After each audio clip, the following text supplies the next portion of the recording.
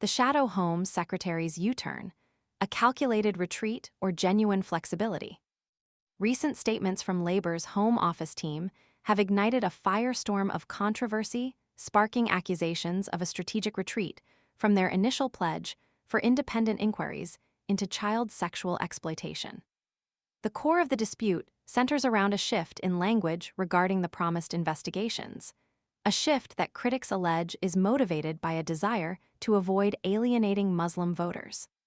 The ensuing debate raises crucial questions about political strategy, transparency, and the pursuit of justice for victims. The initial pledge, spearheaded by Shadow Home Secretary Yvette Cooper, promised £5 million in funding for local investigations into child sexual abuse in 5 areas, with Oldham being the first publicly named location.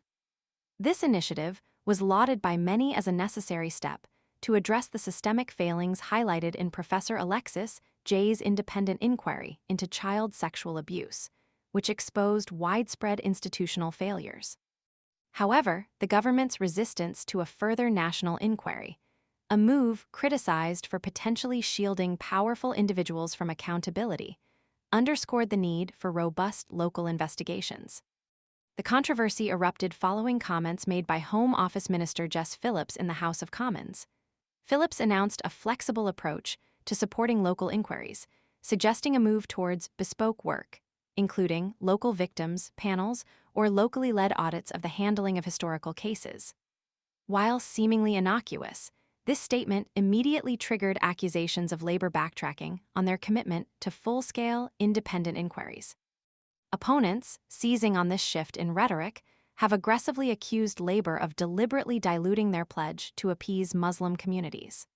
The implication is that fear of alienating voters, particularly within certain ethnic groups, has overridden the party's commitment to uncovering the truth and holding perpetrators accountable. This accusation has fueled a charged political climate, with the government seizing the opportunity to lambaste Labor's alleged inconsistency and lack of commitment to confronting child sexual abuse. The accusations levied against Labor are serious and deserve careful examination. The potential for political expediency to overshadow the needs of victims is a grave concern. A perceived lack of transparency surrounding the selection process for the local inquiry areas further fuels suspicion, leaving many to question the true motives behind this apparent shift in strategy. While the Shadow Home Secretary has dismissed the allegations as party political misinformation, the change in approach, from explicitly stated independent inquiries to a more ambiguous, flexible approach, undeniably leaves room for interpretation. The importance of delivering justice for victims of child sexual abuse cannot be overstated.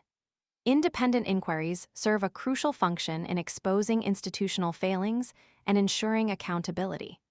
To water down this commitment, even implicitly, risks undermining the very process intended to prevent future abuse and protect vulnerable children.